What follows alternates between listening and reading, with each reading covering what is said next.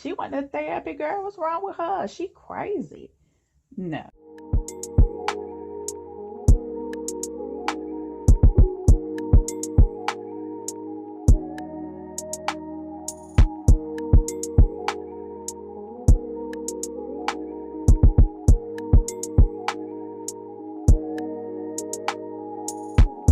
Hello, everyone, and welcome back to my channel. I'm Chrissy Taylor, and if you are new here, welcome. Today, I'm going to be discussing more about my self-love journey. I'll be discussing how therapy and my decision to seek out therapy helped me on my journey to self-love. And if you haven't watched the first video about my self-love journey, make sure you click the link in the description to watch that one as well. So I wish I could sit here and tell you all that, one day I just woke up and I love myself, but that's not true. Just like anything else in this world, loving yourself, it takes time, especially when you're living in a world that, everything around you is trying to get you to not love yourself. When you have people teasing you and telling you negative things about yourself, it takes time to unlearn those things that was spoken over you, like those negative things. Those wounds need to heal. So on my journey of discovering my self-love, I had to take time to heal those wounds. And a part of my healing process was therapy. I began seeing a therapist on a consistent basis back in 2019. And what led me to seek out therapy was just the fact that, I had tried it on my own, I guess. Did I try it on my own?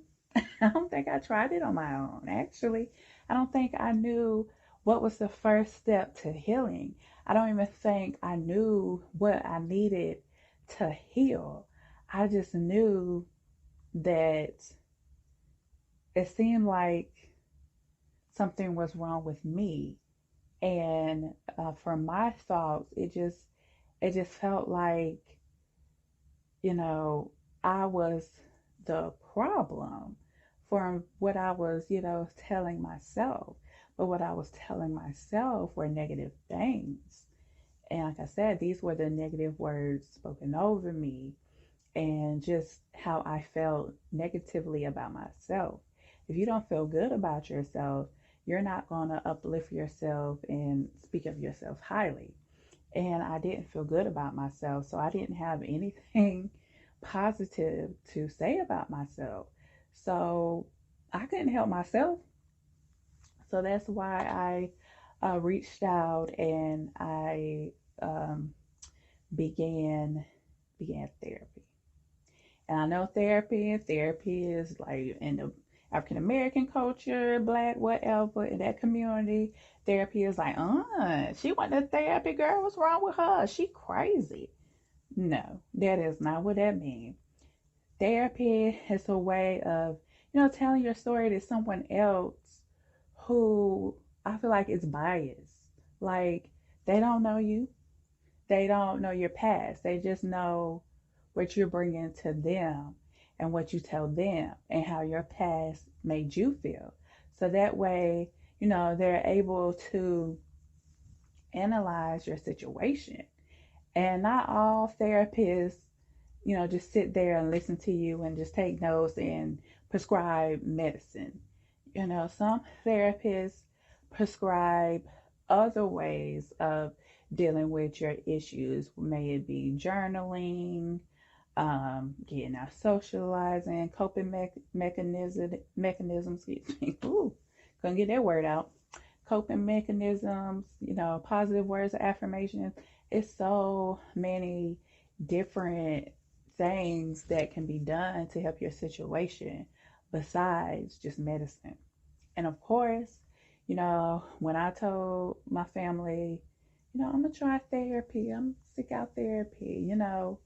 They're old school. They kind of grew up in that same world with like, ooh, therapy. They were kind of like that as well. But once I explained to them what was going on in my life and, how I couldn't help myself and I knew I was spiraling out of control and something had to be done. They understood. And of course, they was like, well, just turn it over to the Lord. Just go to church. Just pray. I was doing those things. I was praying. I won't necessarily go into church. So I feel like I'm more spiritual than like religious. So I wasn't necessarily going to church, but I was praying and I did have a relationship with the Lord then, and I still do now. But I just felt like I needed more. And maybe that was the Lord guiding me to more. And that's what I told my family. So that's when they kind of understood it more. But either way, I knew that therapy was right for me. And I didn't want just any kind of therapist. I wanted a therapist that looked like me, so a black woman, and someone, in my age group. I felt like that would be great because she can understand, what I'm going through and the time frame that I grew up in, because she grew up in that same era. And praise God, I was able to find that therapist that I identified with and who could help me on my healing journey and my journey to self love. So, of course, one of the first topics that I talked with my therapist about was my low self esteem and my body hate, and where I got that from.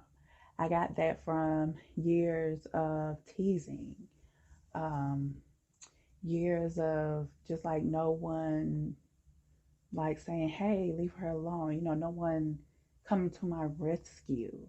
Just years of tormenting and, just bullying and teasing, even from people, that I thought would be in my corner, like family members. So that's something I shared with my therapist. And her first response was that you have to heal from the past and let go of the past, because in 2019, that it was like a whole decade had passed. I graduated high school in 2009. So here I am 10 years later, 2019, and like I'm still living in that world where I'm being bullied. Like the inner child in me, the little girl in me is still in control and she's still scared and just afraid of people because of how she's been treated.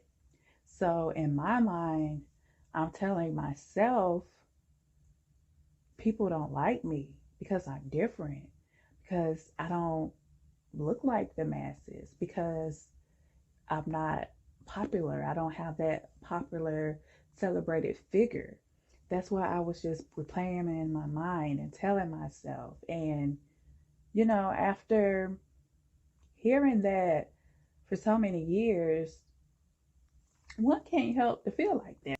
To heal from the past and let go of the past, I had to confront my past, especially with my family members. It was easy to confront that with my family members. And although I say confronting, it was not like a confrontation. It was just, a sit down with the family member. Hey, years ago, yeah, when so and so was picking on me, you didn't take up for me, and you're my cousin, brother, whoever. And, I expected you to protect me because you're my blood. Sitting down and having those tough conversations, because those are tough, especially now when years have gone by and we all were kids. And, when you're a child, a kid, you just feel like, oh, it's just harmless teasing. It's just teasing, picking. But you never know how those words scar a person and how long they hold on to those words just for you to have like a giggle or hee hee for 5 minutes. A person could hold on to that for 5 years. You never know the hurtful things that come out your mouth. How will they impact someone's life? So I just sat down with my family members and, explained the situation and what they said and how it made me feel. I had to choose my words wisely. I didn't say, well, because you said this made me feel, or made me be like this. I didn't say that, but I did express how I felt. And that was good. I think it was great just to have those conversations and, releasing that past and that past pain and that past hurt. I could do that with my family members. Now, those little people that picked on me in high school and stuff, I could not sit down with them. And I did not want to sit down with them. So, what I just had to do is just let it go. Just like dust my shoulders off, let that shit go. That's what I had to do. And it was, it's easier said than done. It was hard to let go of that. But I didn't want to continue feeling like I felt and feeling like I wasn't wanted and I didn't belong. So I did choose to let go of that past hurt and that past pain. Like I said, it was very hard. So I had to do, a lot of journaling, a lot of dear so and so letters that never get mailed, but just to release the pain. For me, writing and journaling, it releases the pain. It gets it out my mind. It gets it off my heart. That's what I learned through therapy. Like I just had to let that go. And even my bi-weekly sessions with her, just sitting down, talking and telling my story, getting it off my chest, getting it out. That definitely helped in my healing process. So the first step to loving myself was letting go of the past and stop replaying those hurtful words that were spoken over me in the past. Stop replaying those. And once I did that, then I was ready to start my self-love journey.